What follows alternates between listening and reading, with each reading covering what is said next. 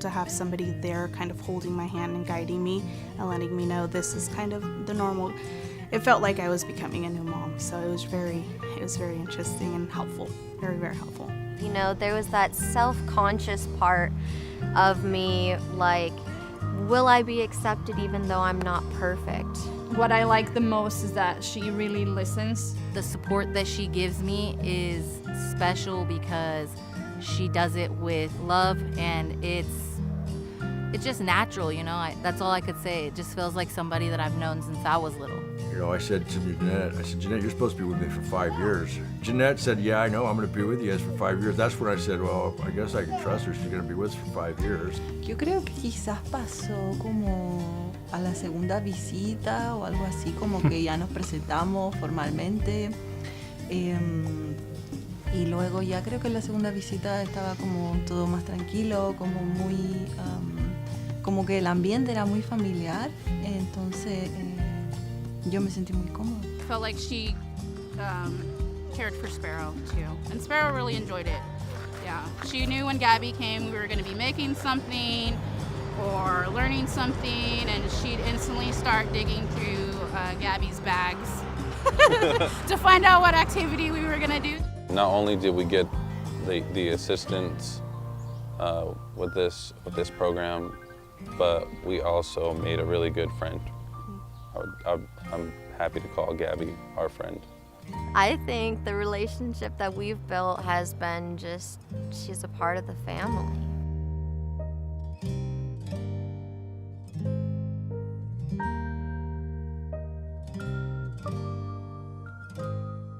Are you prepared? We're the Office of Emergency Services, and we're committed to providing the most up-to-date and accurate information so that you and your family can stay safe during an emergency. Visit MendoReady.org. It's our one-stop shop for emergency information. You can sign up for emergency alerts, find your pre-established evacuation zone on our current emergencies map, and find hazard and preparedness information. Imagine you're faced with a disaster such as a wildfire, and you're ordered to evacuate.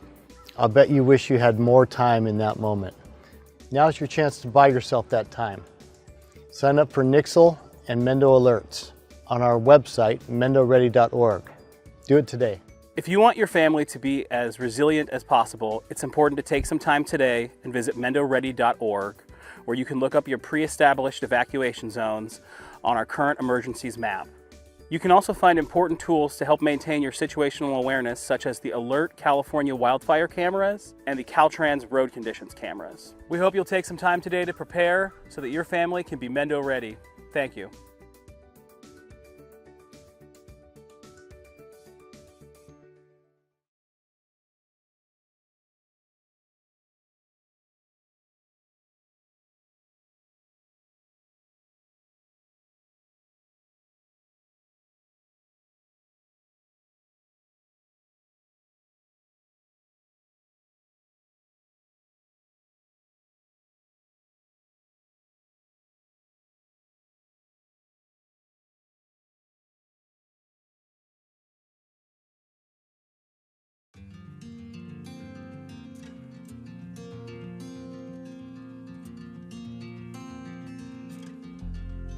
When I first realized that I was going to be a parent, I was super scared. After 2 or 3 weeks of meeting in the home visiting program, I was totally comfortable with the fact that I was going to have a baby. Yes, I was still scared, but at the same time, I felt like I had some sense of strength behind me. If I didn't have those resources that Jeanette provided me, I think it would be harder now. I got into the program and I realized, like, oh, this is nice. And now look at me, I work at a family resource center with parents and families, all this stuff. I'm so grateful that I got the opportunity to meet my home visitor, because without her, I think that I would be 10 steps behind from where I'm at right now. Pero pues aquí pues ya los enseñan un poquito más cosas que uno no sabía, como cómo cuidarla, cómo desarrollarla, cómo educarla, y pues es algo bien, porque pues cosas que yo no sabía, pues ya usted nos las dijo y todo como consejos, y pues muchas cosas que se aprendieron. I don't know what's normal for a 22-month-old baby or an 18-month-old baby, you know. When we get together, we usually discuss and get some progress made with the baby. It makes me feel comfortable, and I associate my parenting with her, my home visitor, telling me, yeah, this is going great. So it's nice to know where they're at, what stage they're at for every parent, and also to give, again, your children that head start in education. If I had any questions with her, just call her up on the phone. You know, it was very relatable, very personal. And, you know, with her getting to know my kids, you know, she got to kind of help guide me along the way. I mean, there were so many cool things that I've learned. I went from a very like rough type of life. I was homeless, and she was able to help me get into school, and I actually have enough credits to graduate with the business degree right now. I think I really want to mention just that I'm grateful that I took advantage, because it's something that has put me in touch with my child, or closer to my child and her development. I want other people and parents to know that the home visiting is not something that you should be afraid of. It's actually something that is needed. We've got things all working properly here in the board chambers now, so we can begin at any time. Okay, great. Do you hear us in Fort Bragg? Yes, we can hear you. Okay, great. Can we have roll call? Here.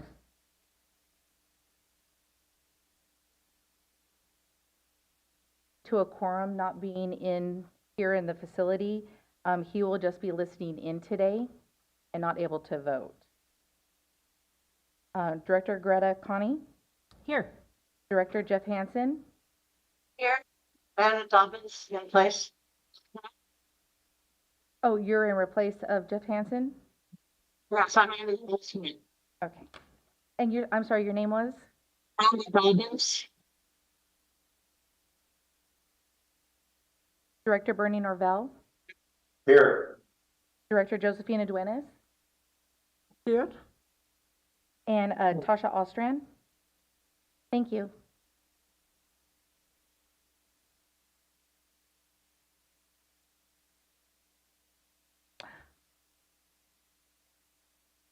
I'm sorry. Chair Dan Jurdy. Yeah, here in Fort Bragg. Thank you.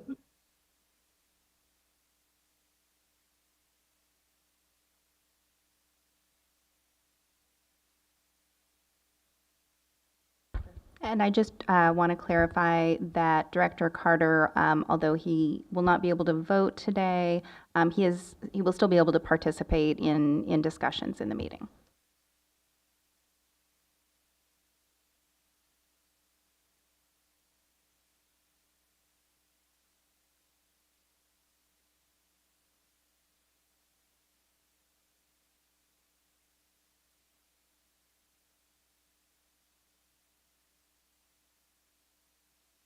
To approve the consent calendar.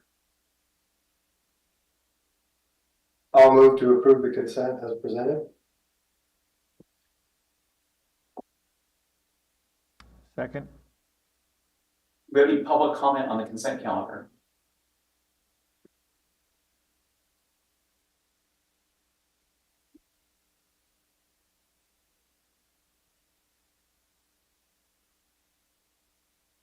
We have public expression on non-agenda items next, but this is a question, does anyone have a comment on the consent calendar itself?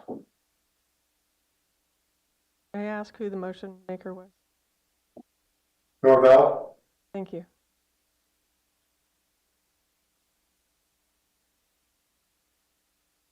I have to do roll call.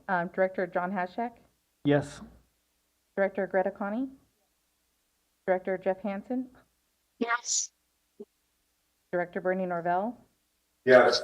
Director Josephina Duenas? Tasha Ostran? And Chair Dan Jurdy? Yes. Thank you.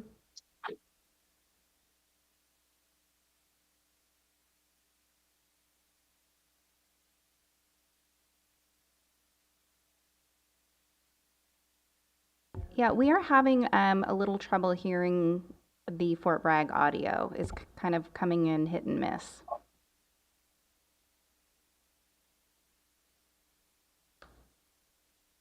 Can we just close the door? Does this help our audio? Yeah, that's a little better. Do we have any public comments on non-agenda items? Yes, we do have public comment here in the chambers.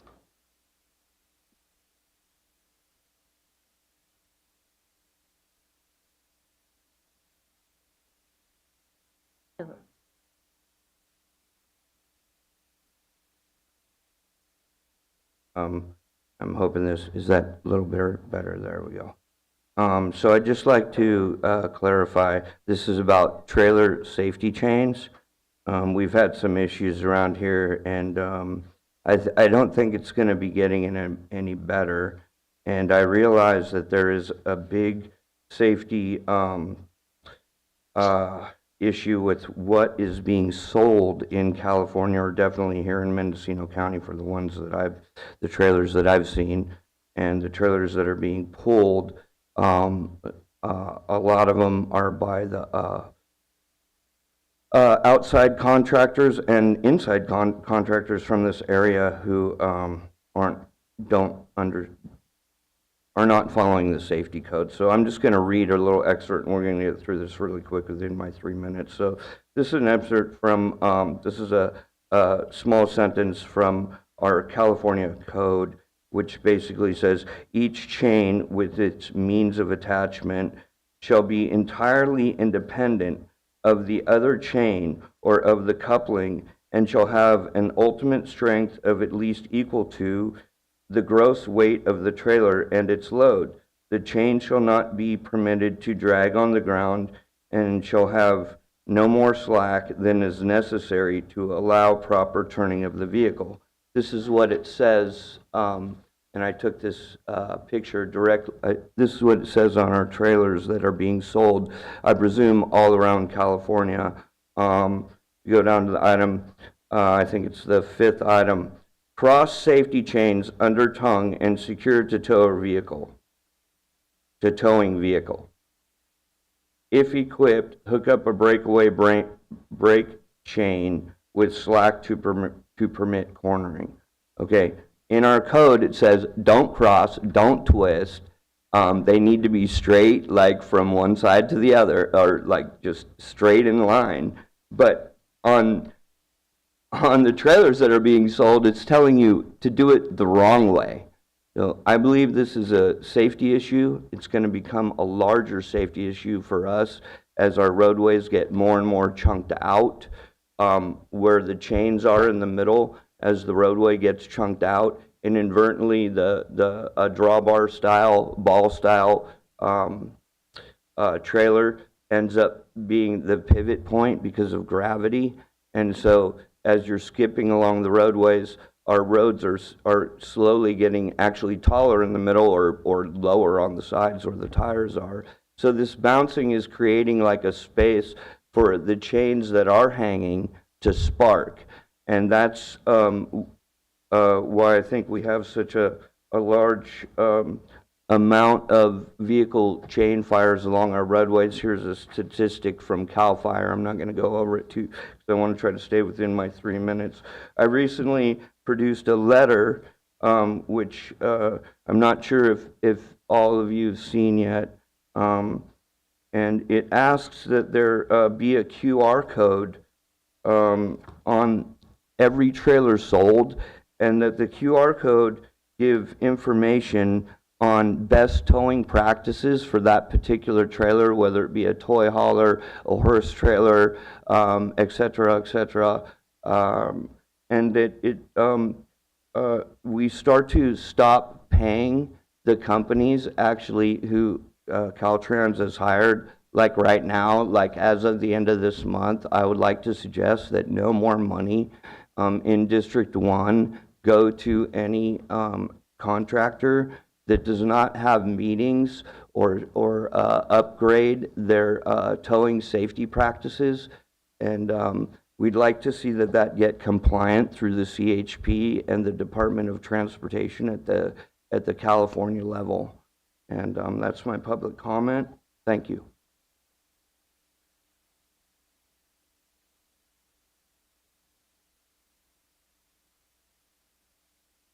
And I'll just let the board know that this, the board did at the last MCOG meeting approve a letter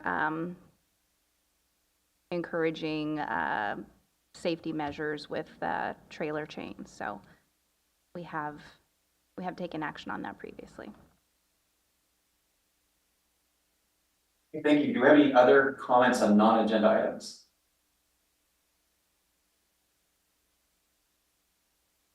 None here in the chambers, and I am not seeing anything online.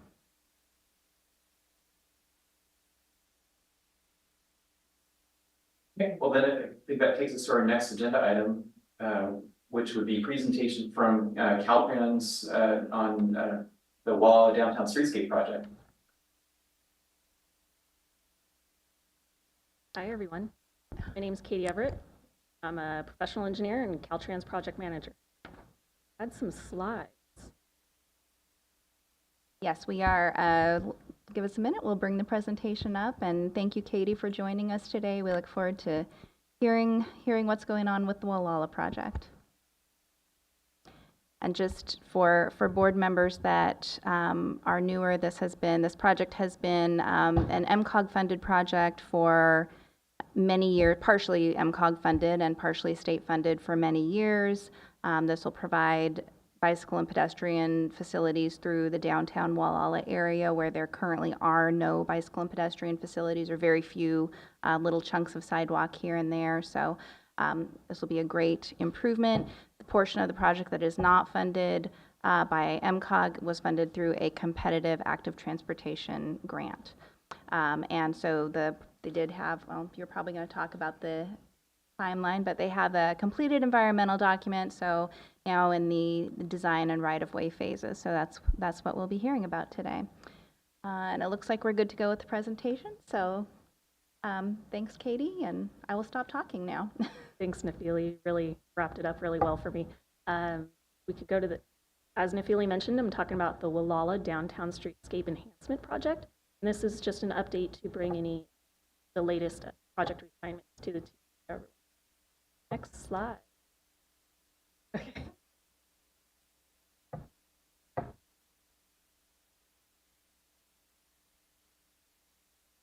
It's okay.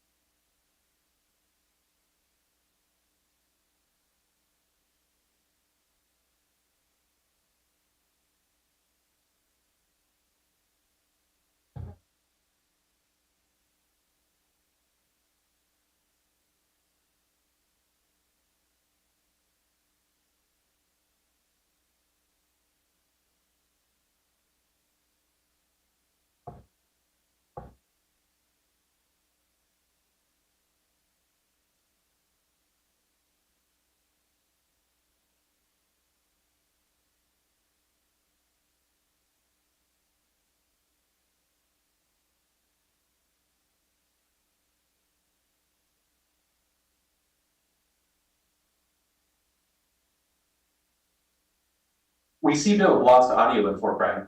No, we're trying to get the presentation running, so it'll be just a minute. It was running, but then we were having trouble advancing slides. Technology is great when it works. Recording in progress. Excellent. So we're here to bring the project updates. I think there was one, go back one slide.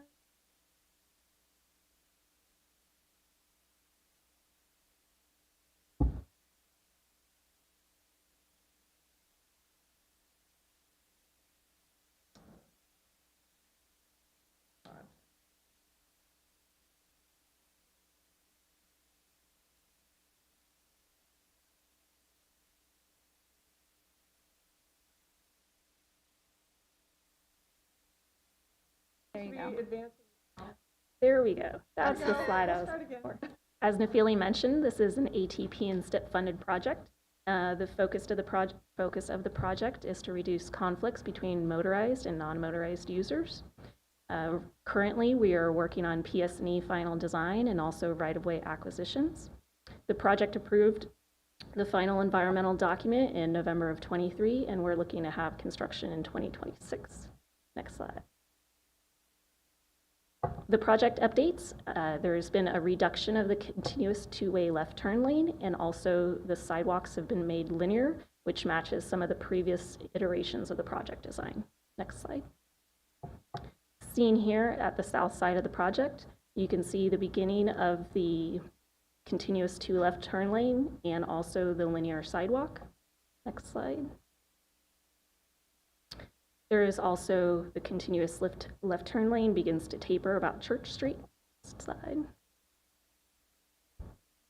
And here at the north end of the project, the curvilinear sidewalk has been made linear. And next slide. This is the left turn pocket at the north of the project that goes on to Ocean Drive. The team is still working through some final design, and at this point we are looking to find a maintenance agreement, a landscape agreement with a local entity in order to be able to deliver the landscaping. At this point, we have not been able to find a local entity to take on the maintenance of that area. That is all I have for the presentation. Are there any questions?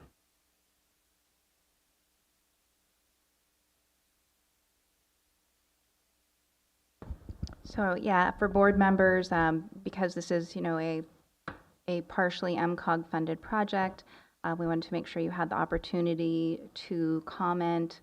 And as Katie mentioned, this current iteration of the project, there were some, in fact, probably the last time this project was presented, the project concept was presented to the board, this is essentially what it looked like at that time.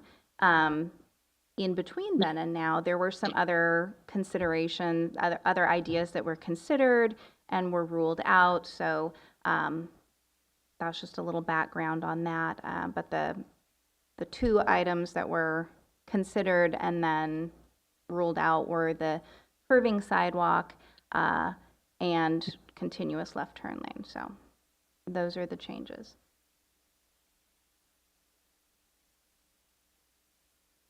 Katie, could you just give a little more information sort of on next steps? The next steps, we are working our way through right-of-way acquisitions, communicating with the property owners and utility owners. Once that comes to fruition, we're hoping to get to our ready to list phase in November of next year with construction following the following year. Okay. Well, thank you very much. Yes. We have a question from Mr. Meyer.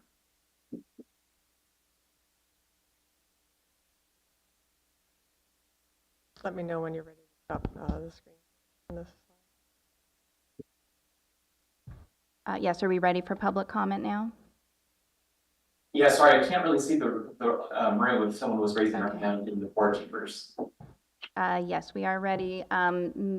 I don't know if there is any public comment in the chambers before we go online. Oh. Yeah, you'll need to make public comment from the podium. Yes, sorry. The landscape architect for that corner, are they allowed to advertise their landscaping business in a sizable sign to help promote their business, and so they can show it like really nice, and then people see that it's that landscaper? Is your question about the landscape architect or the person maintaining the facility? My question is about the corner that was offered to a landscaper in the area. You said that you were trying to find a landscaper to do that corner. Is in Santa Rosa, what they do is the landscapers that do that are allowed to put like a little sign, 9 by 12. Okay. Gizmo. What Gizmo had mentioned is that if a landscape company would wanted to maintain that property, he'd mentioned in a different area they were able to put out their sign to promote their business. With Caltrans, there are several requirements for a landscape agreement. One of them is that it needs to be an entity that has longevity, such as a local agency. And there is also there's a liability bond that one must gain in order to do that work. So the agreement would typically be with Mendocino County, but at this time we have not been able to come to a landscape agreement with them. Right, so it wouldn't be, a private landscaping firm would not be the one entering into this agreement. It would be with a public agency. Yeah. Thanks, Nafili. Okay, and it does look like we do have a couple of online comments. I believe that Mr. Mayor was first. We cannot hear you. Sorry about that. I was wondering if you could talk a little bit more about the removal of the curvilinear sidewalk by the community center at the south end of the project. The design refinements that we've brought forward today were partially to stay within the budget. The curvilinear sidewalks cost less. They also require less right-of-way. And so in order to stay within the project budget, we had to find some refinements. And this was one alternative that was presented before. And so the project was in final design. It's being developed so that we could stick within the project budget. Okay, thank you. Sorry, I guess I'll just add one more comment rather than question, which is that I would really, really love to see the landscaping worked out if it's possible. I know that y'all are trying, but I know that was an important component of the project, both when it went through public comment periods and public feedback meetings, and as far as the town code is concerned. That it's important to have those elements, and it's a real difference if we can't get it done. So I very much hope that a path forward will be found. Thank you very much for all your work. I'm sorry, I just wanted to clarify. You said that the curvilinear sidewalks were less? No, sorry, or I more? understand that. I understand that. I mean the landscaping elsewhere in the project. Is I think really important. That you've answered my question on the curvilinear, and I appreciate that. I was just talking about the other landscaping elements that you're looking for a maintenance agreement for. I just very much hope that can remain part of the project. I think it's important. I was just confused. If the curvilinear sidewalks are less expensive, why was it switched to? The curvilinear sidewalks are more expensive. Thank you for the opportunity to clarify.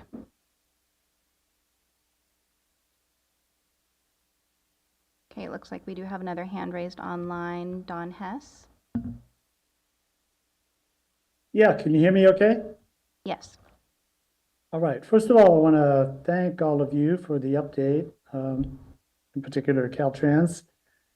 And I would like to also sort of back up what Henry said about the landscaping.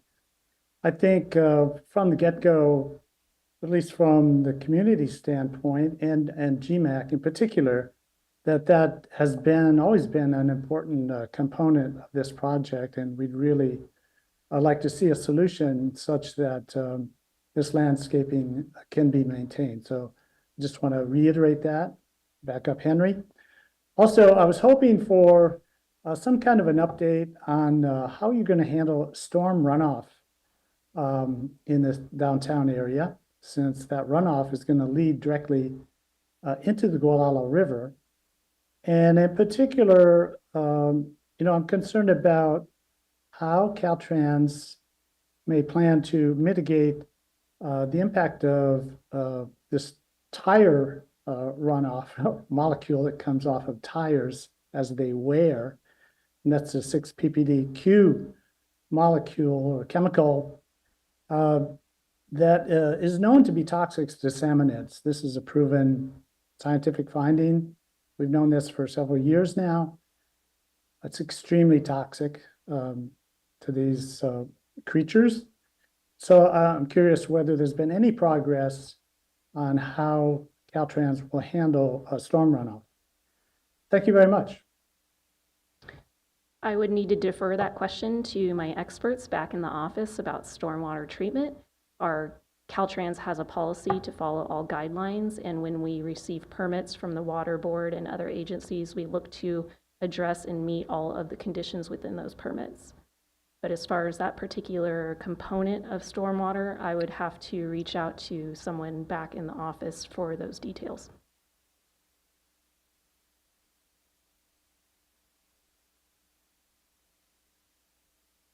Okay, it looks like Dave Schbach has his hand up. Go ahead, Dave. Good afternoon. Thanks again, Katie and Nazili and the board for hosting this update. It's most appreciated. Katie, can you tell us where things are at with respect to regulatory permitting? I know you mentioned it in the context of stormwater management. I'm just curious to hear, again, what's cooking and your expected time frame for obtaining regulatory permits. Go ahead.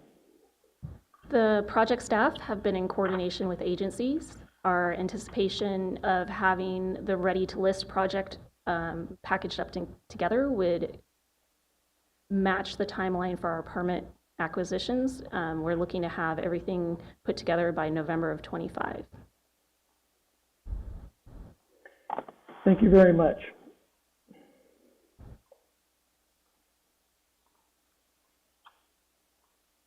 Tom Murphy, I see your hand up. Go ahead. Thank you. Nice to see you all again. Glad to be back. Hi, Katie. I'm Tom Murphy, representing the 1,700 supporters of Save Gualala, which is dedicated to building the Streetscape project in full compliance with the Gualala Town Plan. I have a statement I want to read. The Gualala Plan is incorporated in the county code through the county plan and is also part of the local coastal plan. It has been in place for 24 years and focuses heavily on landscaping requirements for the Gualala streetscape. I'd like to review those requirements and the paramount need for a county maintenance program. The overarching #1 goal of the town plan is to, quote, better integrate future development with the natural surroundings of Gualala. This is critical not only for aesthetics, but for the economic rescue of a struggling community increasingly dependent on tourism. Remember, Gualala is the southern gateway to the Mendocino coast. The landscape requirements are very specific. Section G361 says the streetscape, quote, shall be required to help make Highway 1 a scenic element, unquote, of Gualala. 362, a planted medium shall be provided. 3426, landscaping, quote, shall provide an aesthetic complement to pedestrian walkways. 430, quote, medians and embankments should be landscaped with ground level shrubs and herbaceous plants, unquote, based on low maintenance and irrigation requirements. There are several other similar requirements. The only exceptions are allowed for prior development and physical constraints, and those do not apply here. Over the years, the community has repeatedly made landscaping a top priority along with safety. A Caltrans survey found 70% of residents want the landscaping promised under the plan, making it the most wanted item. The Gualala MAC overwhelmingly endorsed the design that included landscaping on the islands and the sidewalks. And Save Gualala respectfully demands that landscaping be included in medians and along sidewalks as required by law. Caltrans insists the maintenance must be done by a government body, not a community volunteer effort. So it is incumbent upon the county to fulfill its long-standing commitment to the taxpayers of Gualala. Understanding the county's current fiscal restraints, Save Gualala has sought creative solutions. On Friday, for example, we spoke with Sheriff Matt Kendall, who, I'm sorry, am I being heard? Yes. We spoke with Sheriff Matt Kendall, who thought it would be a great idea to expand the jail's garden education program to include landscape maintenance in Gualala. That would help this project, the sheriff's guest, and the county at almost no cost. We believe this or another creative program could resolve this issue. In any case, Save Gualala's 1,700 supporters strongly oppose any changes to landscaping that would be removed, that would be made without a maintenance program. Thank you.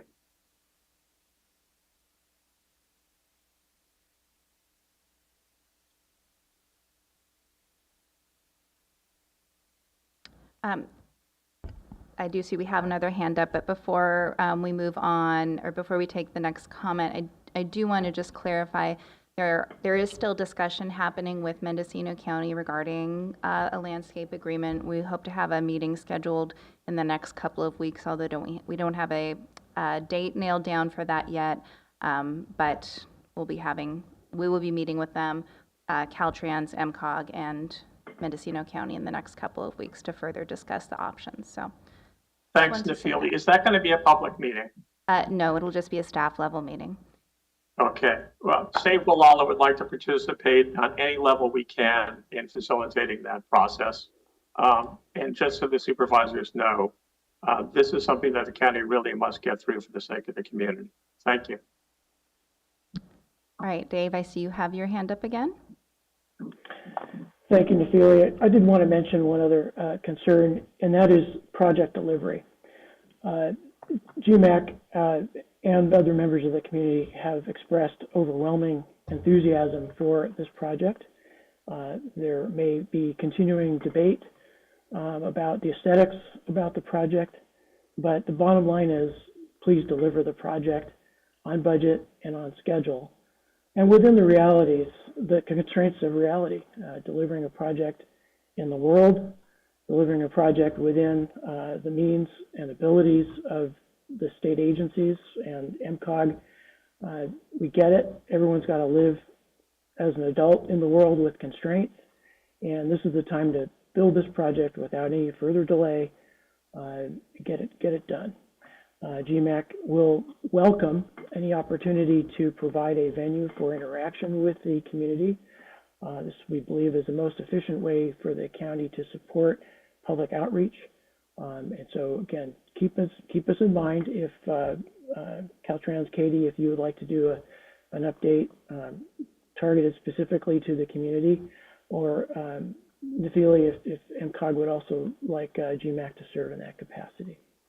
Once again, thank you so much for your long efforts to deliver this important project within budget and on schedule with minimum right-of-way impacts to adjacent private property owners.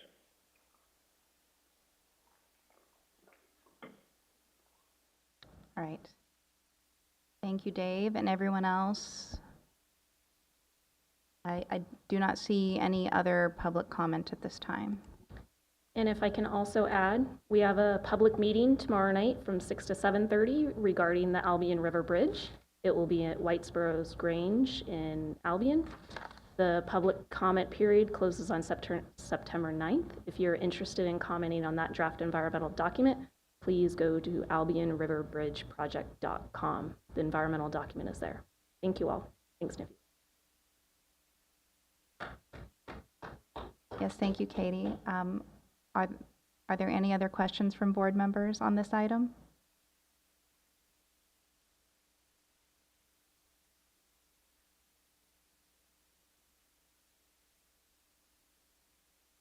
Sounds like there are none, so can we go on to number 14, which is approval of the reallocation of regional early action planning and program grant funds. Good afternoon. James Sookney. So in 2020, MCOG started working on the Regional Early Action Planning Grant, which is administered through Housing and Community Development, so HCD.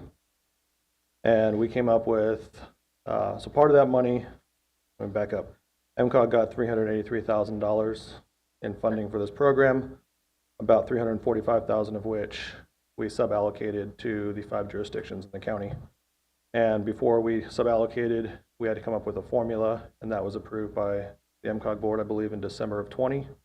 And that was based on the low and very low housing allocations that were agreed upon during the previous RENA cycle. which is the Regional Housing Needs Allocation. These funds are set to expire on November 1st of this year, and so I had been reaching out to the various agencies to see where they are in expending them.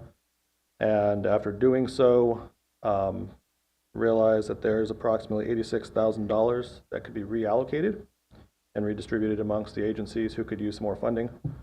And so I reached out to the agencies and heard back from 3 of them, City of Willits, Ukiah, and Fort Bragg. And they all could use some money. Willits asked for, well, Willits could use up to all of it if they needed, if they had access to it. Fort Bragg up to about $50,000, and Ukiah requested just over $26,000, or just under, excuse me. And so going back to how the funds were redistributed originally, I did some variations on that original formula and came up with some new percentages on how we could redistribute this equitably based on those same figures. The $25,912 that Ukiah was requesting was below what they would have received, and so I put that towards them and then split the remaining balance between Ukiah and Willits and Fort Bragg.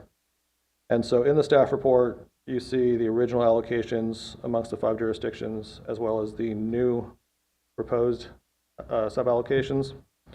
And so the total, Ukiah went up almost $26,000, Willits went up about $26,000, and Fort Bragg just over $34,000. Both Willits and Fort Bragg are ready to submit invoices to MCOG to get reimbursed for those funds. I talked to Ukiah. They just need to do a budget amendment, which they can do in 9 days, and then they can turn around the next day and submit an invoice for reimbursement.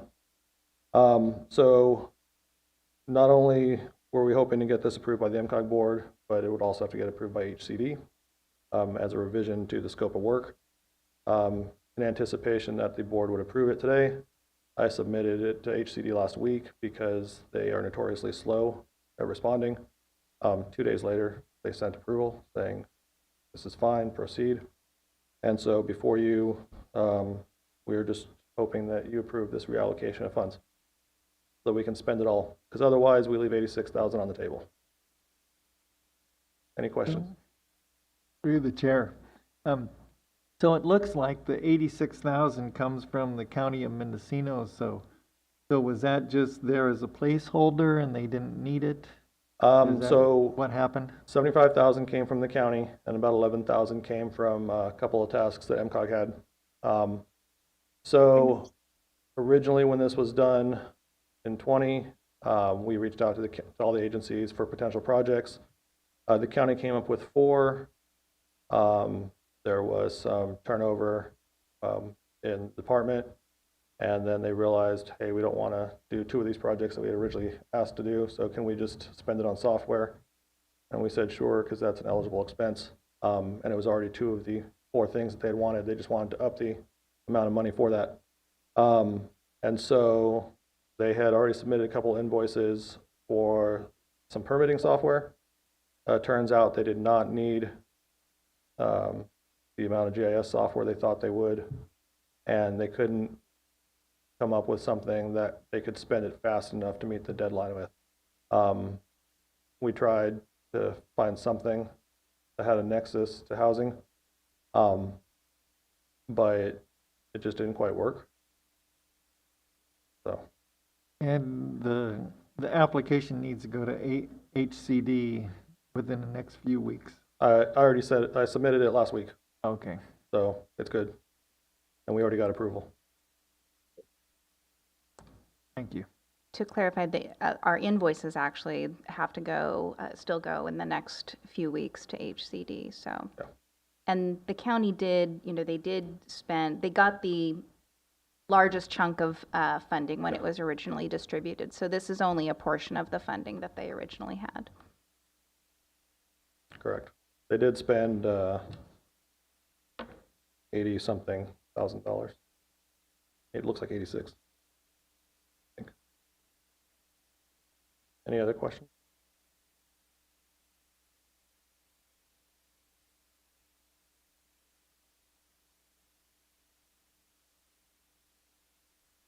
Do we have any public comments on this item?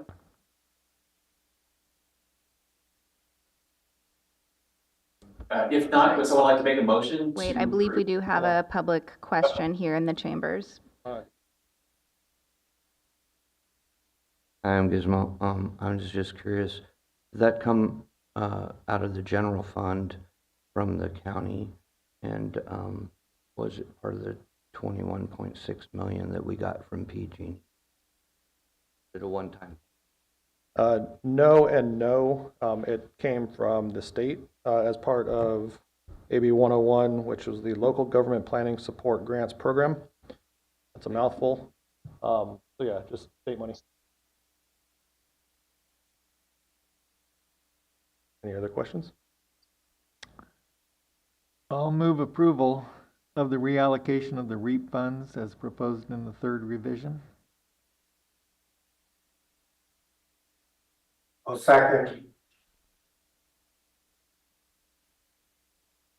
We have roll call? Yes. John Haschek, Yes. Greta Connie, Director Jeff Hansen, Yes. Director Bernie Norvell, Yes. Director Josephine Nuez. Yes. Tasha Osran, and Chair Dan Jurdy. Yes. Thank you. Thank you. Okay, that takes us to item 15, which is the update on the rural regional energy network. All right. So at our last meeting, I reported on the proposed, the administrative law judge at the CPUC's proposed solution to the conflicts within and surrounding implementation of the Rural Regional Energy Network, or RuralREN, which MCOG had signed an MOU to join in 2022. So originally, the RuralREN was made up of Lake, Mendocino, Humboldt County, and then the northern Sierra counties represented by the Sierra Business Council, as well as some Central Coast and Central Valley organizations.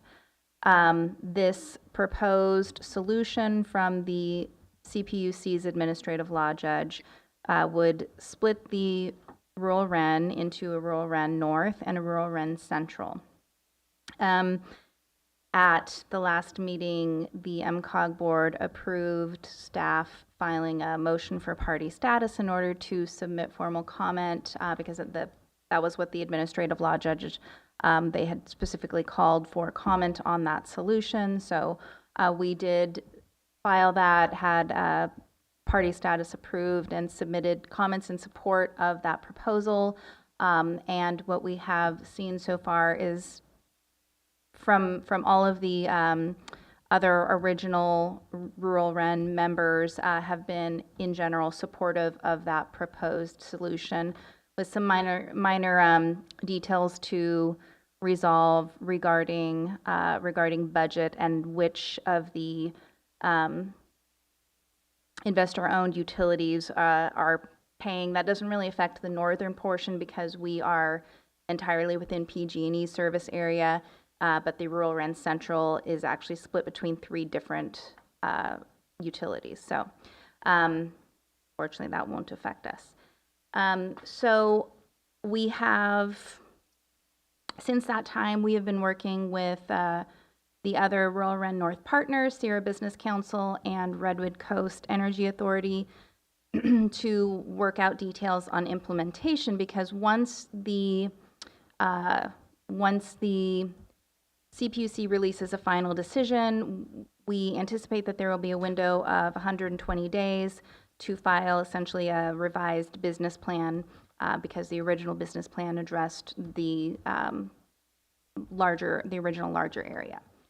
So one of the things that we've been talking about with the other RuralREN-North partners is the various programs that will be included and how those might be rolled out. So within the RuralREN, approved in the original business plan, there were 7 total programs. And those programs are listed in the staff report: residential equity program, a residential resource acquisition program, non-residential resource acquisition program, public equity program, workforce education and training program, codes and standards program, and a finance program.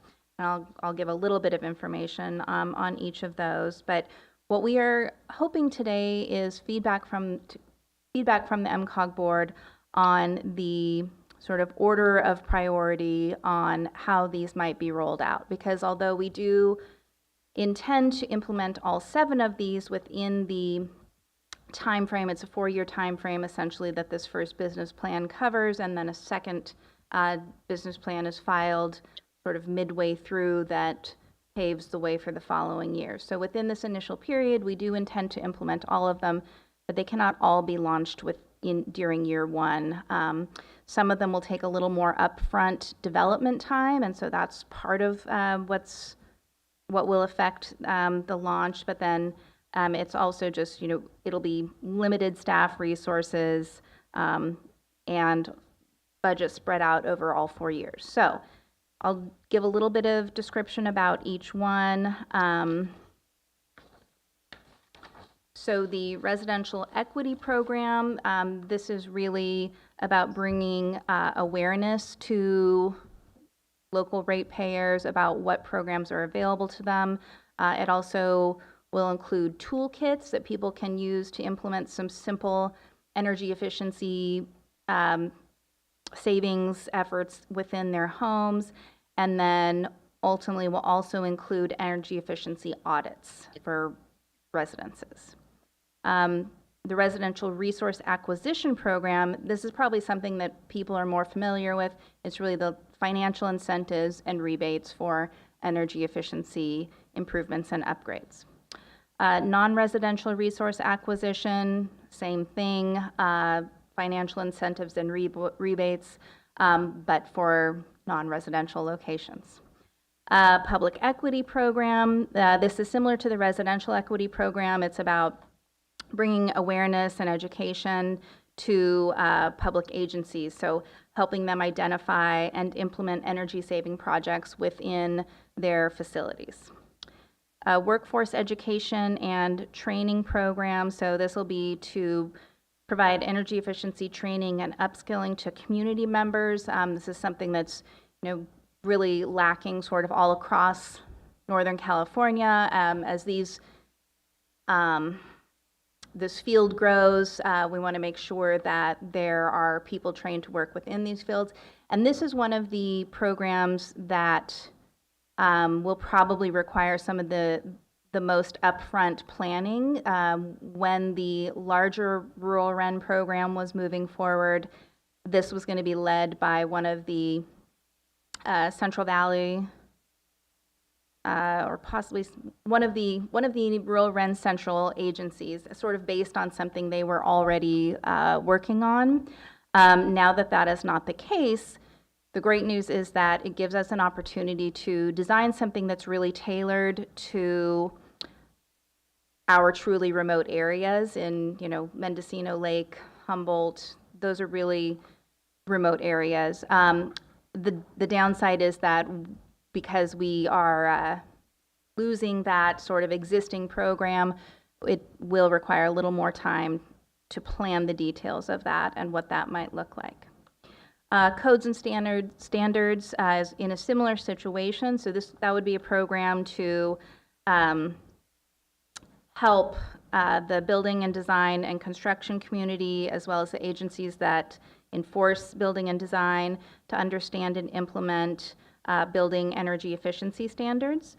This is another program that was originally going to be based on something that was implemented by one of the Rural REN Central agencies. So this one will take a little more time as well, a little more lead time up front before it's ready to implement, because it'll have to be redesigned.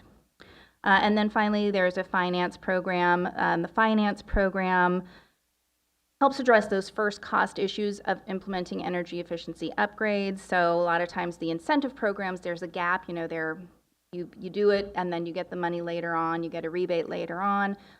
So this helps, it'll help offer short-term bridge loans for small businesses and local government agencies, and residential loan offering as well for those upgrades to help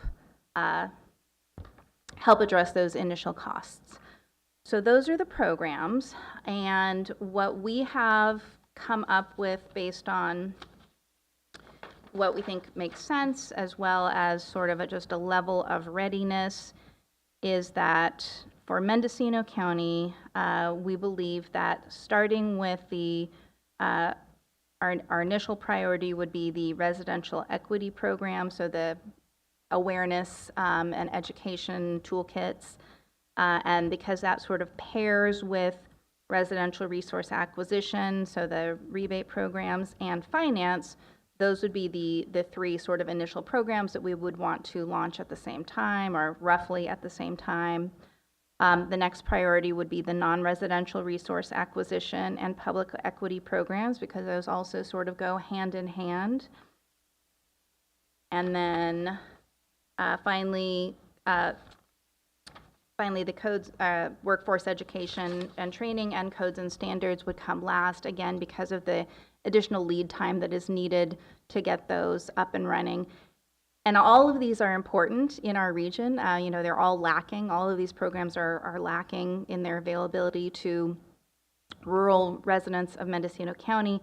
So we want to make sure they all get out there, but, you know, the reality is that they'll all take a little bit of time before they can be delivered. So that is everything that I have to say. Again, we are hoping for some feedback on implementation priorities. Also, this is an opportunity for board members to ask questions. And we do have Stephen Coleman from RCEA on the meeting as well, who is here to bail me out when there's a question that I cannot answer. So thank you, Stephen, for being with us today.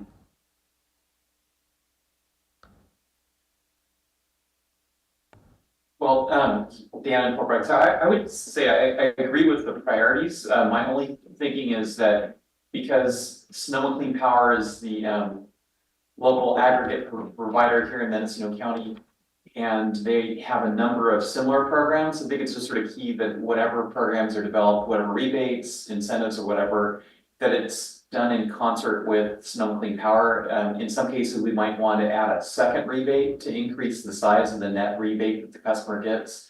But there are already marketing rebates through Sonoma Clean Power, so it seems like to me that there could be some advantages in co-marketing these rebates, because we want the customers to get both rebates if we have two rebates for the same product, like a heat pump, for example. And then the other is on the workforce development. Mendocino College now serves the coast and all of Mendocino County and about half of Lake County, I think. So they have a green building program. It seems to me that they would be the obvious partners for, you know, that program would be just to partner with them in some way, maybe help fund their programs so people who don't have to maybe enroll in a full class, they could just take a couple weekend workshops through that green program. But it just seems like they're kind of like the obvious entity out there in Mendocino County and in Lake to offer that program. Yeah, thank you for that. I have recently heard about Mendocino College's green building program, so I think that would be, I think that's a great suggestion, and we'll definitely reach out to them.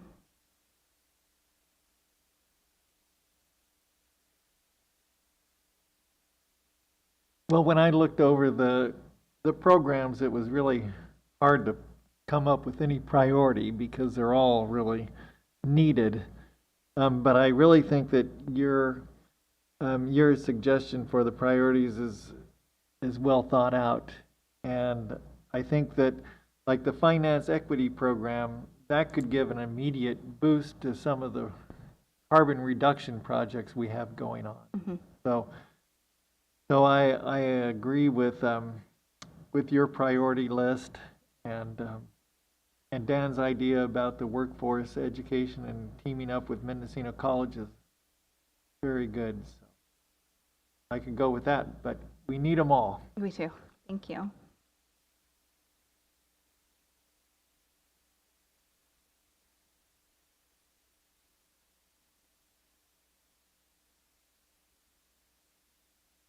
little concerned at the idea of splitting between Central and North, but ultimately I think that this is a real opportunity for the REN that develops to truly serve our rural communities, which have very different economic realities than certainly on the Central Coast.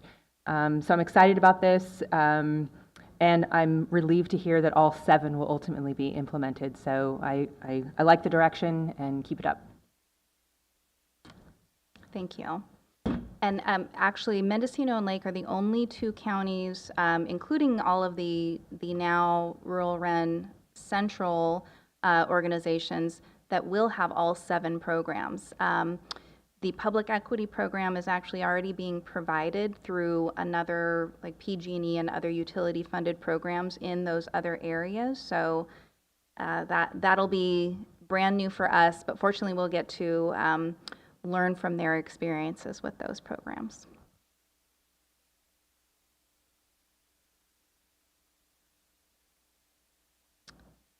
Are there any further comments from board members on this?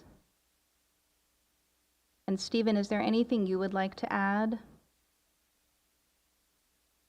Well, thank you very much, Nafili. Yeah, you did an excellent job of outlining the programs, and I agree with the prioritization that you set forth. I'll just add one small, or actually significant other consideration as we launch this.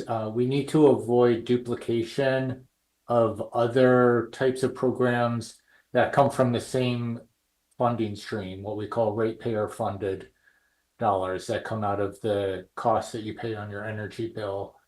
And so that's another reason why we're having to take a closer look at the codes and standards program, because in some of our meetings with PG&E, they felt that that closely matched some program offerings that they have available. Whether or not they've ever been made very available in Mendocino or in some of these other regions is another question, but we could push them to have their programs be more available, and then we design our programs to gap fill. But yeah, I think Nafili did a perfect job of outlining the issues, and we definitely want to look for partnerships.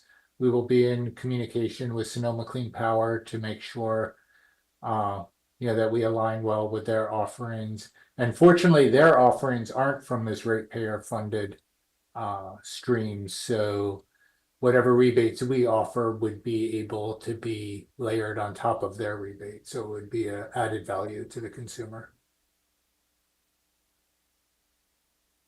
All right, thank you, Stephen, and thank you for that further information on codes and standards.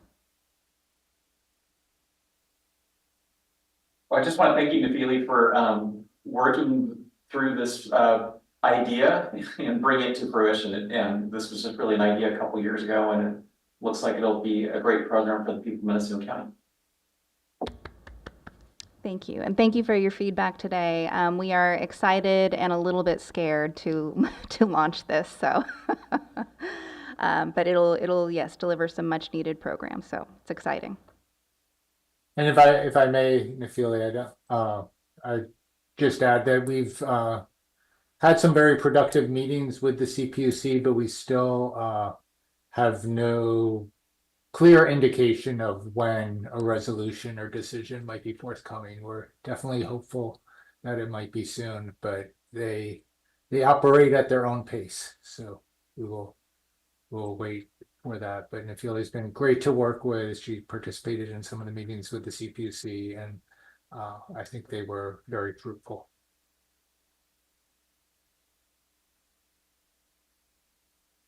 Yes, thank you. I agree. The CPUC meetings, although they don't say much, the CPUC staff doesn't give a whole lot of feedback, but in general, I would say they've been positive meetings.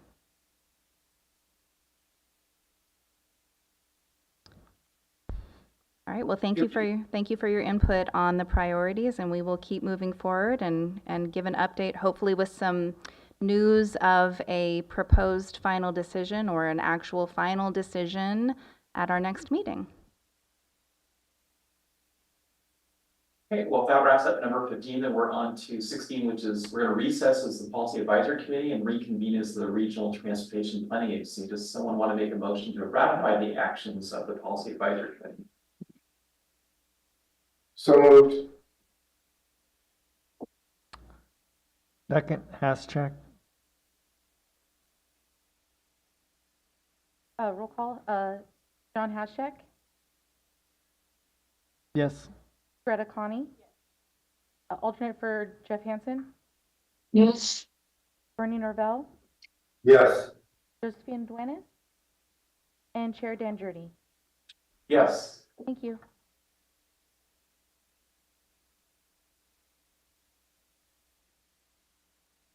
Okay, that takes us to reports, and I see we have a report from Caltrans in our packet. Hi, yeah, thank you. Just wanted to report on July 1st, we heard that Caltrans headquarters has funded the fiscal year 24-25 Protect program for a feasibility study at State Route 128 flood and sea level rise study. So the planning work will look at State Route 128 at the junction of State Route 1 near the mouth of Navarro River through the communities of Navarro, Philo, Boonville, and Yorkville, just studying impacts of sea level rise, storm surge, and flooding. And I believe the work begins this September. I just wanted to say congratulations to MCOG for their award of their Climate Adaptation Planning Grant, the Mendocino County Sea Level Rise Roadway Impact Study. And I wanted to point out in the agenda package this month is the milestone report that also includes the quarterly project initiation document work plan for Mendocino County. So that pulls out some of the project initiation document work that's happening. Also includes the regular milestone report with all of the projects in Mendocino County, and then a map of the projects. So if there are any questions, can try to address them or plan to bring it back at the next meeting.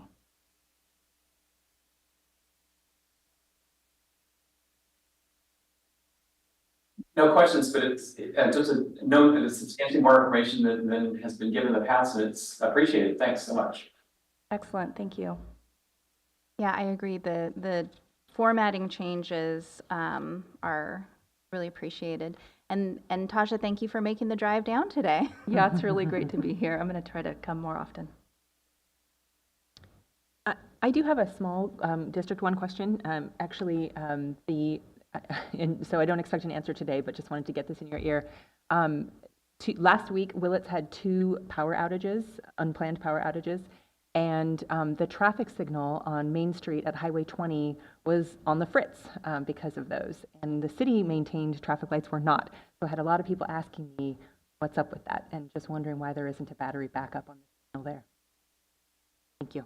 Sure. And if that happens again, feel free to contact me and I can contact our electrical or however. But yeah, I'm going to bring the information back. Thank you.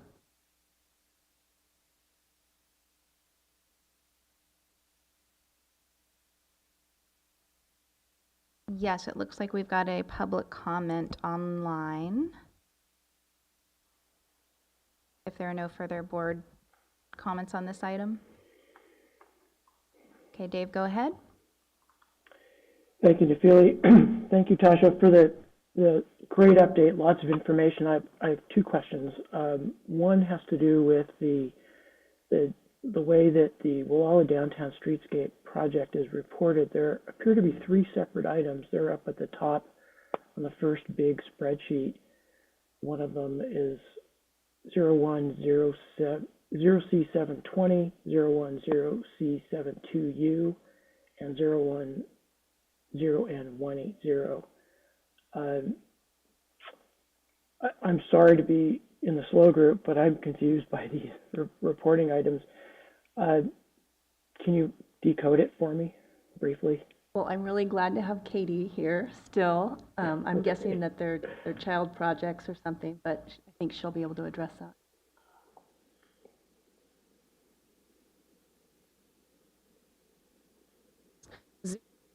1-0C720 is the Gualala Downtown Streetscape project that is funded by ATP and STEP funds. 01-0 in 180 is the left turn pocket at Ocean Drive.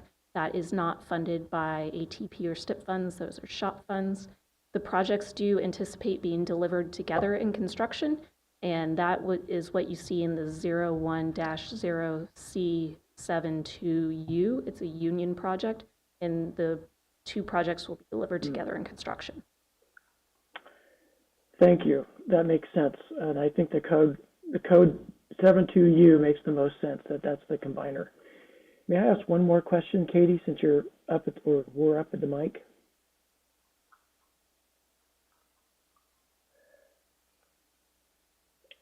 And I'm hoping that the silence means, yep, go ahead. So I'm curious about the status of the Gualala Shoulders project. That's identified by 010F as in Frank 710. Currently, it's a construction scheduled to begin this October.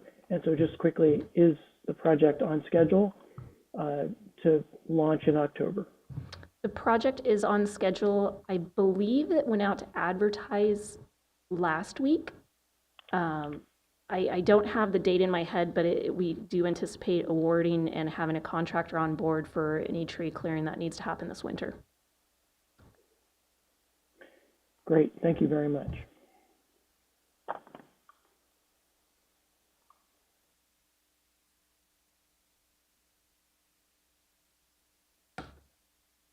And I'm not seeing any other comments.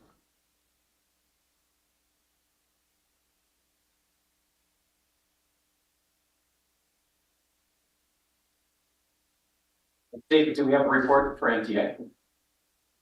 Yes, our report is that we are going to restore the local 9 evening service. We're working in partnership with Mendocino College. We had met earlier this year, and it's happened quite quickly that they have responded, and we will have service by August 19th from 5 to 11 p.m. And it'll be hourly service for the students that go to the college. And that's it. Okay, thanks. Is there an update for the Great Redwood Trail? Yeah, so we had a meeting on July 18th. We adopted a resolution of real property rates and charges. So this has to do with private crossings, right of entry, use of land, those kind of issues that affect the train tracks, and the Great Redwood Trail at this point. We're also looking for an operations manager. Recruitment closes on September 2nd, and that person would be in charge of fiscal management, contract negotiations, budget creation, real property transactions, and property management in the public sector. So we're looking forward to that position being filled. And then there was a little bit of controversy about the appointment of a city representative, and the idea put forth by the Farm Bureau at least was that Mendocino and Humboldt counties, which have most of the Great Redwood Trail, don't have enough representation, but the representation is determined by state statute. So we're bound by that unless that changes. And now the city representative will ship from Sonoma County to Humboldt County for the next 2 years. So that's the rotation we're in. And that's it for the Great Redwood Trail.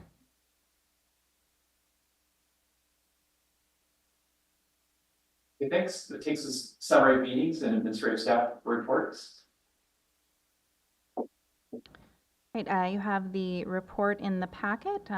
We do not have anything to, or I do not have anything to add, but I'm happy to answer any questions.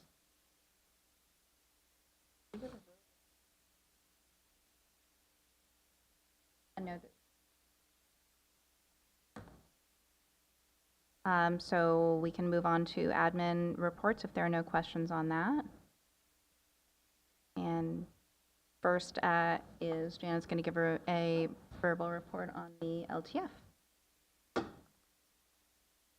All right, I can briefly report on where we are with the local transportation funds. There was a finding made in the year 2024-25 budget allocating resolution for Mendocino Transit Authority of a certain amount of funds they were not eligible to receive in the last closed year, fiscal year 23 that was audited.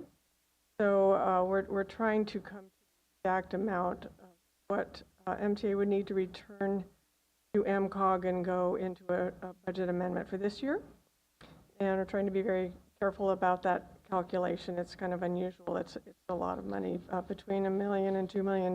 So that was because they received a lot of federal funds that year.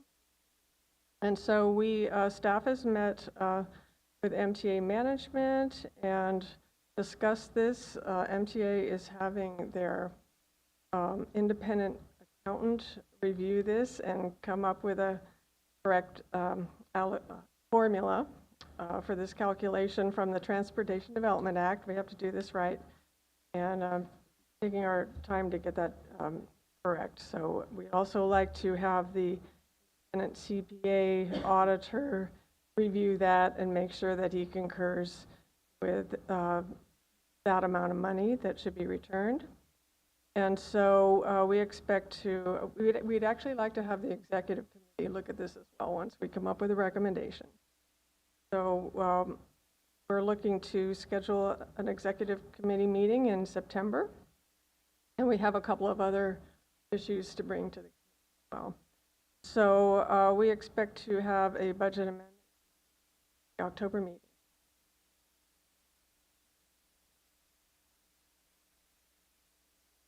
Kind of stepping through this process. It's not something that happens very often.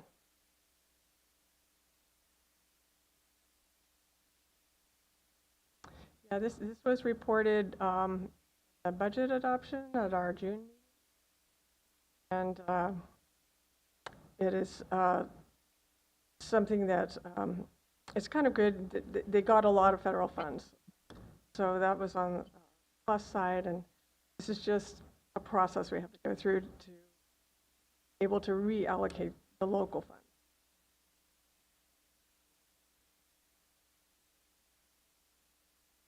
Hey, this is Jacob, if I could chime in. All right. Just Thank you, Jacob. through the chair. Yes, go ahead, Jacob. It's technically not a finding, so we had a clean audit. Yeah, the audit, there was no audit finding. We had to make some resolution findings, you could call it. It's not a negative thing.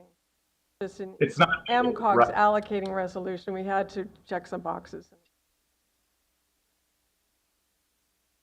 Anything else on that, Jacob?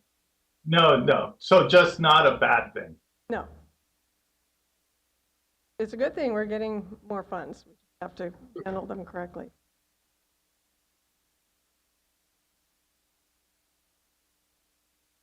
All right, if there are no no comments on that, I can move on to the next report. All right, moving on, I'm going to give a report on the Caltrans Hopland ADA project. So I previously reported about the this project, which is to upgrade sidewalks, provide crossing enhancements, and correct some slope issues through downtown Hopland. This project has been in the works for a few years, and when they got into the right-of-way process, Caltrans discovered that the very small local public utilities district was going to be severely impacted by this project. That was the kind of thing that you don't really know the extent of it until you get, a little further into design and right-of-way. So they got to that point where they realized that, and worked a lot with that public utilities district to try to find grant funds or worked with legislators to see if funding might be available through their processes. Unfortunately, those were not successful, and so there wasn't really a way to alleviate the financial burden that this was going to place on that very small utility. And so in order to avoid that, but still deliver something to the community, Caltrans has kind of pivoted they were pretty far along and they pivoted. So the project has been reworked. So it will still provide sidewalk improvements, crossing benefits, new pavement, and it will correct that cross-highway slope without impacting those utilities. There were some things that had to be cut out, so some of the drainage improvements that were meant to be part of the project, they can't be delivered without those major utility impacts. So for now, that drainage work will not be happening as part of that project. And then some other things like some of the curb bulb outs that would have also triggered some of those utility impacts. Those have been eliminated from the project, but I think overall, the project is still delivering a lot of the majority of the benefits that it was originally delivering. Caltrans organized a community meeting in early June. I think it was just a couple days after our last MCOG board meeting. And it was really well attended. I would say about 40 people were there. And just overall, a lot of support for the project. And so I wanted to express my appreciation to the project team for making that change and still being able to deliver a project. So I think that'll be moving forward and should be a really good improvement in that community. So that's my report. I'm happy to answer questions.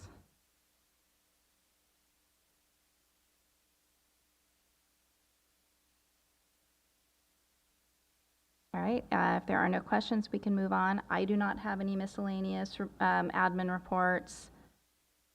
Our next meeting is scheduled for October 7th. Originally, this was scheduled to be a tour. However, we would, at this point, we are going to aim for a tour in November, because what we would really like to do is do a tour of Covelo so that the board can see the trail project. But that early October date is probably a little early for that. So we would like to push that off to November. Just to our regular meeting date in November.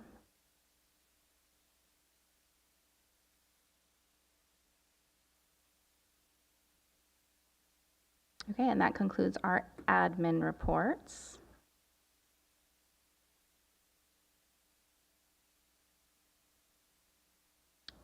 Shall we move on to planning reports?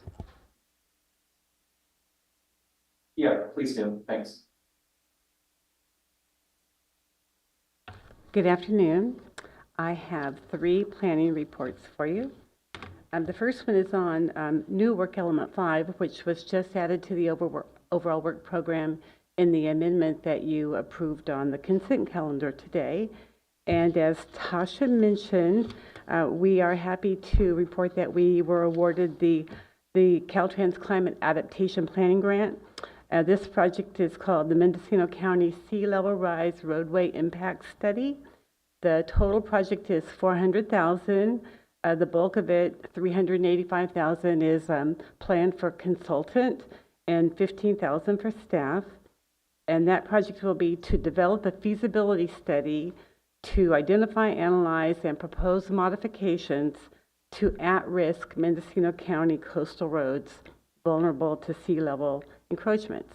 So we work closely with the County Department of Transportation in developing the grant, and they will be a key partner on the project. So we just received that notice on July 9th. We attended a conditional award meeting with Caltrans on July 23rd, and at that meeting we were told by Caltrans that it was a very competitive process with approximately 50% of the applications being funded in District 1. The next step is that we'll submit the amendment that you approved and some conditions of award by this Friday. We'll await the notice to proceed.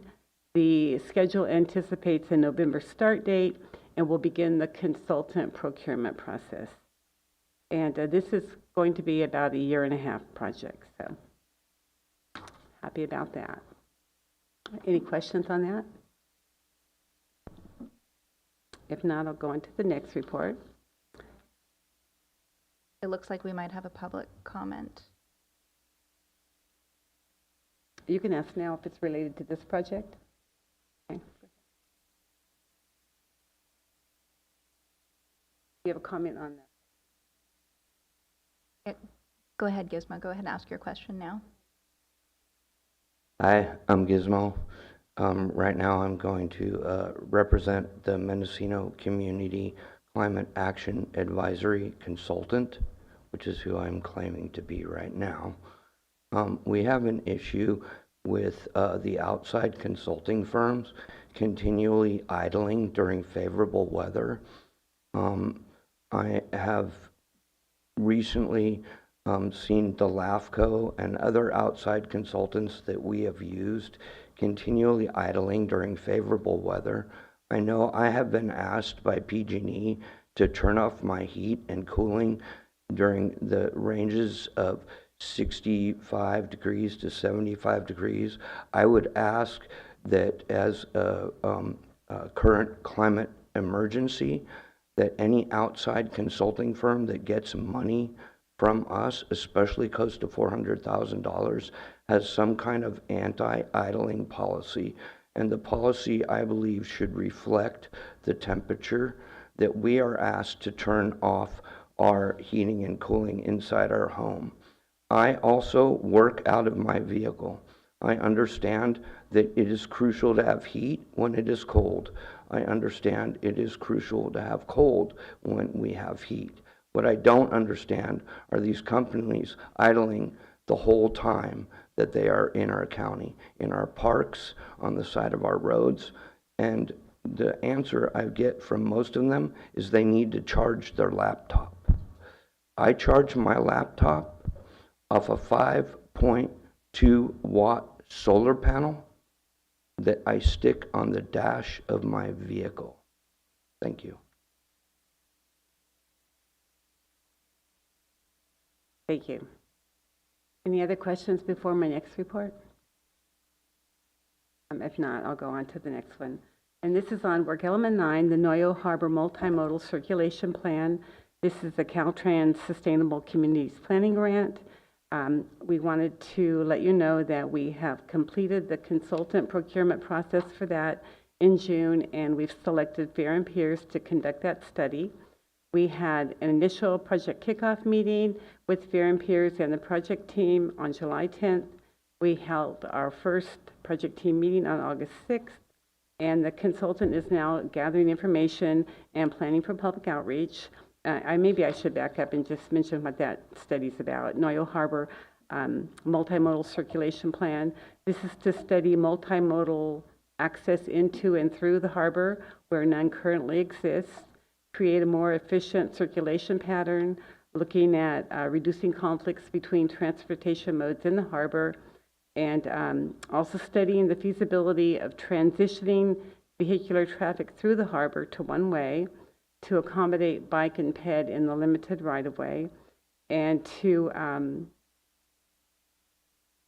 look at constructing a roundabout or another intersection control at the intersection on North Harbor Drive and State Route 1, and what else?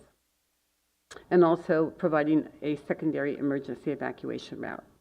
So that's basically the goal of that project. So the project's well in kickoff mode. The consultant's reviewing information, planning for public outreach. Public outreach will be key on this project, and we have charged the consultant to coordinate as much as possible with the existing outreach that's going on with the Noyo Harbor Blue Economy Planning Effort in Fort Bragg. In-person event, the first in-person event is planned for October with a workshop in the harbor, and then likely a 2-day charrette in the harbor in April. So we'll have a lot of public outreach. In addition, there'll be surveys, online engagement, and a project website. We'll have a robust project team meeting, including tribal governments, MTA, City of Fort Bragg, the County Department of Transportation, the Noyo Harbor District, Caltrans, and MCOG. And that is also about a 1.5-year project due to be completed by December of 2025. Are there any questions on that? Now I'll go into my next report. This is on work element 10, the local road safety action plan update project. This project was to update and expand the individual local road safety plans for the county and the 4 cities to ensure that the updated plans will fully include all of the required components to allow the local agencies to apply for the federal Safe Routes to School grant program, as well as other grant programs such as the state Highway Safety Improvement Program, HSIP. So this project is wrapping up. The public workshops wrapped up in June. There were a total of 3 stakeholder workshops and 5 public workshops with a mixture of in-person and virtual workshops. They were all fairly some were very low attendance, some were a little bit better. Thank you to the board members that attended some of those. And we had the final project team with that group on July 25th. The consultant is finalizing or has finalized the 5 plans in the last stages of that and scheduling presentations to the city councils and boards that want them. The consultant contract ends at the end of August, and we will put the updated plans on MCOG's website, and that will allow the local agencies to be in good position if they want to apply for the HSIP round, which is due pretty soon in September. And the project website for that is MendocinoRoadSafetyPlan.com, and it's also linked on MCOG. Are there any questions? Thank you. So those reports, will they come with recommendations? The local road safety plans, they've got prioritized project lists that the agencies can take those priorities and then apply for HSIP or federal grants. But as far as recommendations, there are some recommendations as far as having a local review committee to look at those plans on an annual basis. Well, I think that we're going to meet quarterly. Yeah, I think it's intended, so part of the purpose behind these plan updates was to meet requirements of the Safe Streets and Roads for All grant program, and one of those requirements is sort of ongoing review of the safety issues and sort of assessment to see if the improvements are working. So we are what's proposed is that for agencies that want, our MCOG's Technical Advisory Committee can be used for that purpose. And so, yes, we talked about maybe quarterly having the TAC review those issues. And then, like Loretta said, there are also project recommendations that are specific to the Highway Safety Improvement Program, HSIP, and the Safe Streets and Roads for All. So projects that are sort of put together with the requirements of those programs in mind. Thank you. Thank you.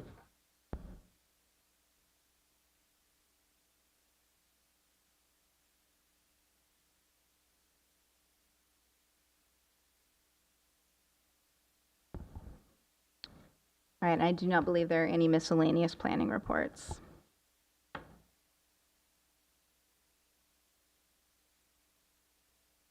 And I think that takes us to CalCog or board member reports.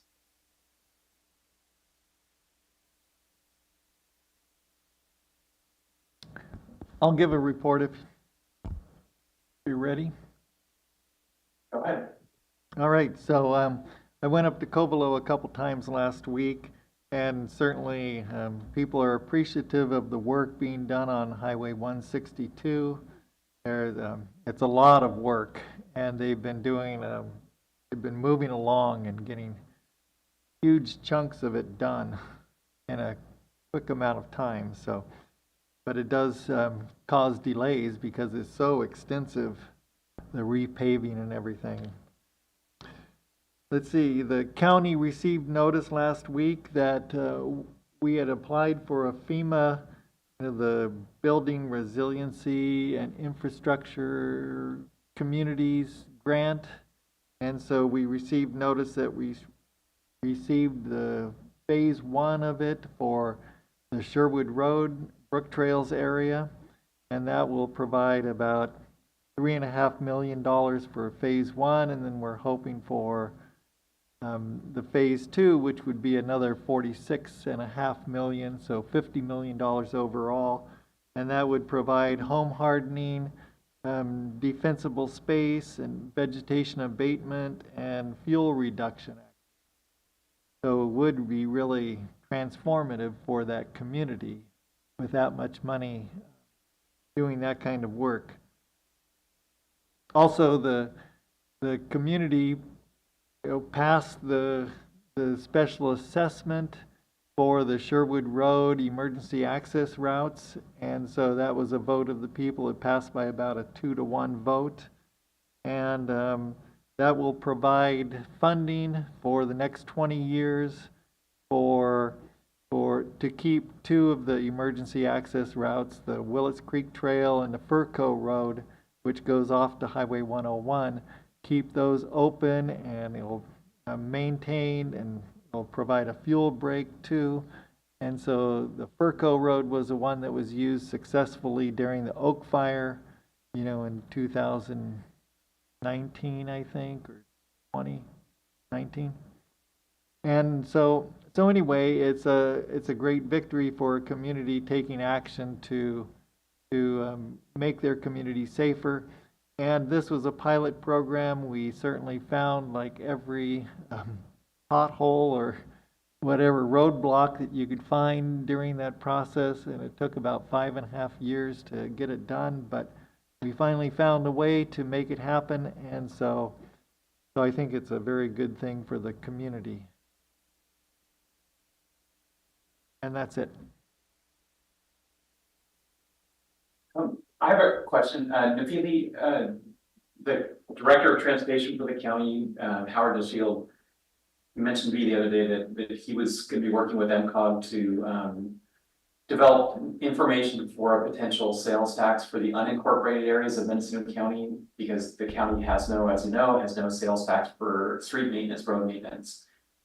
Is that in the 24-25 overall work program, or is this something that would be potentially built into the work program for 25-26? It is not in the current year's OWP. It's something that came up after we had already gone through the OWP application process. However, we recognize that it isn't necessarily something we want to put off another year if the county is seriously interested in that. And so we were sort of waiting to see what happened with our grant applications before considering how else we might fund that. And so I mentioned earlier that I'm organizing a meeting with the county to talk about Gualala landscaping. We will be talking about that issue as well at that meeting. Thanks for the update. Mm-hmm.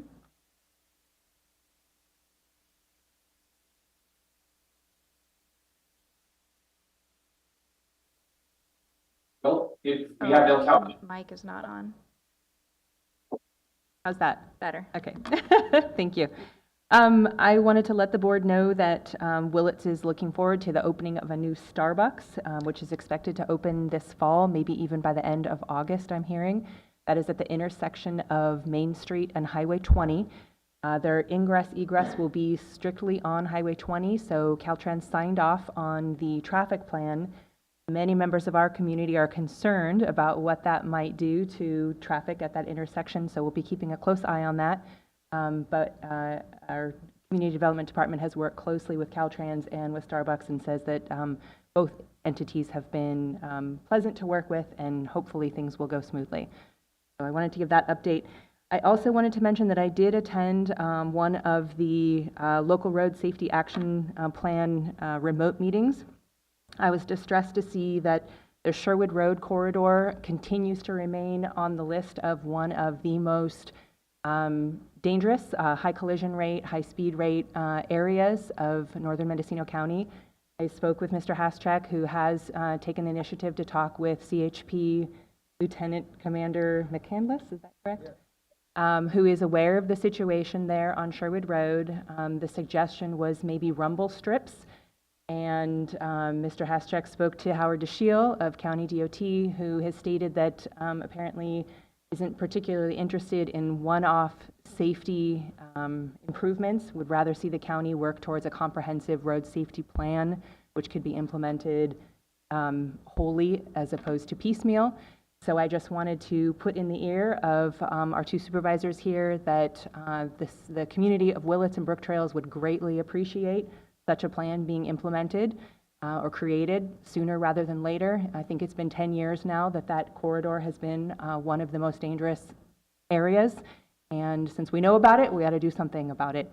It impacts a lot of people, 4,000 residents in Brook Trails, 4,000 in Willits. That road is traveled daily, the most significantly traveled road in our county, in our community. So thank you for hearing that.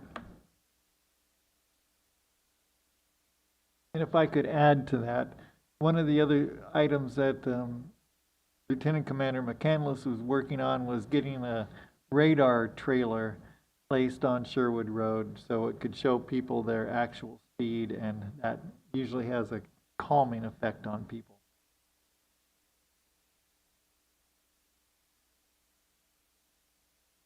And I know there were some recommendations. I don't remember. There were some recommendations for those locations. I don't know how that came out because just got the draft reports recently for the individual agencies, how that came out as far as project recommendations in those plans, but it's something that we'll check on. I don't know, Loretta, if you remember what was identified as a project. Well, I know that Director Haschak had requested that traffic calming features be recommended. So we've had some emails back and forth with Director DeShiel, and they, the county, and this could be what Greta's talking about, they are putting in the report that they want to do a comprehensive study and not do things piecemeal. So Howard said that he did not recommend listing the radar feedback signs, if that's what the question is. So I mean, I have a long email from him that we could talk about, but I think they don't want to take a piecemeal approach. They're wanting to look at some countywide things. He said he would favor some looking into a grant for some trailers, but not just the, I guess the permanent radar feedback signs or different maintenance issues. CHP was talking about the trailers that you have to just put in Okay. and take off every day. And, Okay. you know, so. So that would be a CHP thing, not a county thing. Right. Right. Right. He said the reason I recommended not listing the R26 radar feedback signs is because traffic on Sherwood Road is predominantly local traffic. And then it talks about the effectiveness of people that already know the area, but they're going to speed anyway. Kind of goes into that. So I think the CHP trailers was a different issue than the permanent one. Yes. Yes, thank you. Can I just add that, yes, we know that people speed there and locals are more likely to speed because they know the road, but it doesn't seem to me that knowing that people speed means we should just allow them to keep doing it. It's very unsafe up there. People are passing on a solid yellow line regularly. I'm hearing from residents. It's dangerous and a real concern for a lot of people.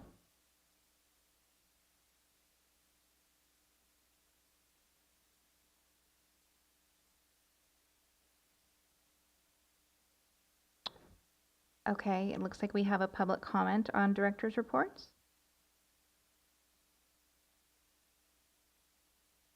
Everybody, I'm Gizmo. We've had this issue in Red Valley, and we've been dealing with it at the Red Valley MAC on this level for a long time, since the MAC was actually formed. We also have issues on East Road and West Road, and they're mostly local folks. I would just like to comment on DeShield's answer, Mr. DeShield's answer. He continually does not seem to take the safety aspect of people driving and walking and riding their bikes respectfully into any kind of future or optimal mitigation. And so we have asked that any traffic study, he's warned us that traffic studies might increase the speed limit. So we have asked as a baseline that any traffic study that comes from Mr. DeShield's office includes some kind of enforcement. We do not believe that you can have a 0-point traffic study without including enforcement for half of the days that you are doing the traffic study. Of course, if you have a traffic study where everyone's driving 55 and the speed limit's 35, and the people know that there's no cops or there's going to be no enforcement, they're going to continue to go 55. So then Mr. DeShield's comes to our meetings and says, well, now we need to raise the speed limit from 35 to 55 because it's showing that everyone's actually going 55. This is the wrong direction. The right direction is to make sure that every traffic study includes enforcement for at least half the days. Number two, we have asked just for the front end of a CHP vehicle. We don't even need the whole car. We would just like the front end of a CHP vehicle to put at various points along the roadway.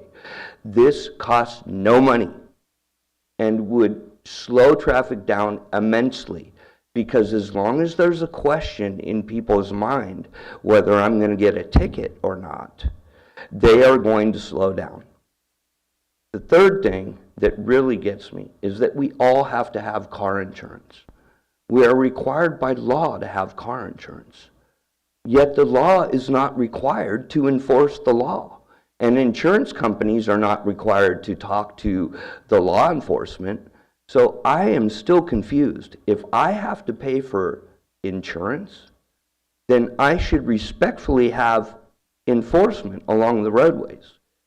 If I sign my child up for soccer, part of the money goes to the guy who wears the black and white uniform.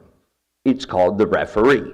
He makes sure that the larger person does not run over the smaller person. That allows the smaller person to play the game legally. They are not allowing us a path to drive responsible. I cannot drive responsibly, literally, without getting run off the road. This is unacceptable. And I think that it needs to change. No more traffic studies should be allowed in this county without half of the days, or at least 1/3, have enforcement. And then we can actually get an idea of what's going on our roadways, have a 0 point, and actually get what the citizens want, which is their kids to be able to get to the park safely on their bicycles, be able to walk safely, be able to ride their horses in Redwood Valley if they want on the roadways, and keeping our family values pure. And that includes the circle, which is enforcement. Thank you. I want to address a couple of the things that were said there. So there are certain rules that have to be followed when the types of studies he's referring to, like speed zone studies, are performed. And I don't have those rules in front of me right now, but I am fairly certain that what Gizmo is proposing would not be consistent with those rules. So I'm sure that that is, what the county's saying is that, they can't do that because it wouldn't be consistent with those rules that have to be followed.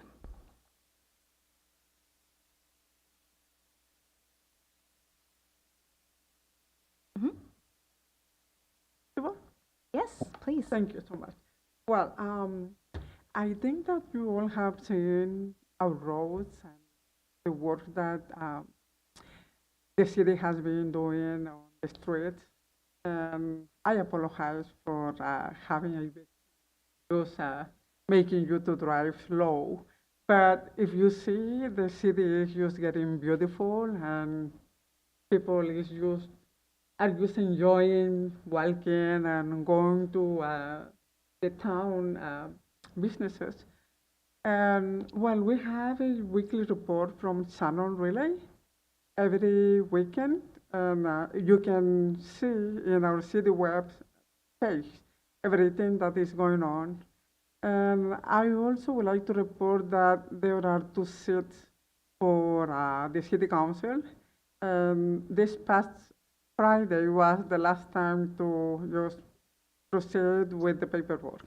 And so it seems like there are like 7 people, me included, on running. And I hope that everyone in the city and in the county in general just read our statements and just focus on what everyone can bring to the city, so that in November everyone can just vote for anyone.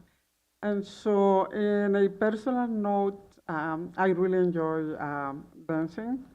And this past Sunday, there was a dancing in the park, and it was beautiful. It has been attracting so many people from all around. And this coming Sunday will be the last one.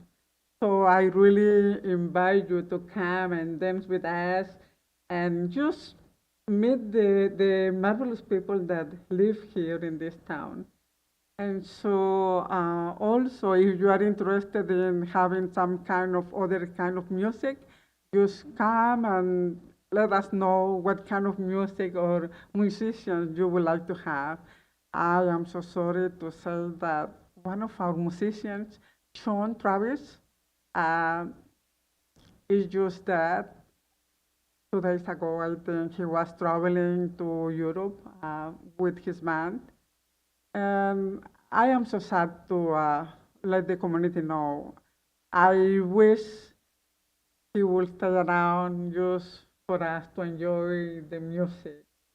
He was, I think, in 1990, high school graduated, and he has been promoting the music of Ukiah all around. And so, like I said, I really encourage you to come to the things, to the places where the city is working on, the parks, the music, the Fridays art around town, so that we can really enjoy knowing each other firsthand, just saying hi and enjoying the smiles that we much need to feel happy. And so this is all my report. Thank you so much for listening.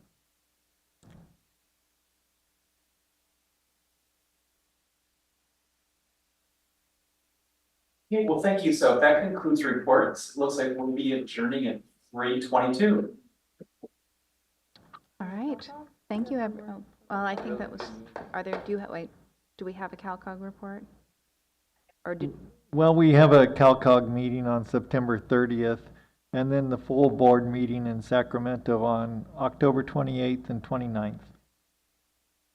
all right. Yeah, that will be in person. And then the annual Regional Leadership Forum will be March through the 7th in Sacramento. All right. Well, thank you so much, everyone. Oh, you have something to say, Tasha? Okay. All right. Thank you, everyone, for your time today.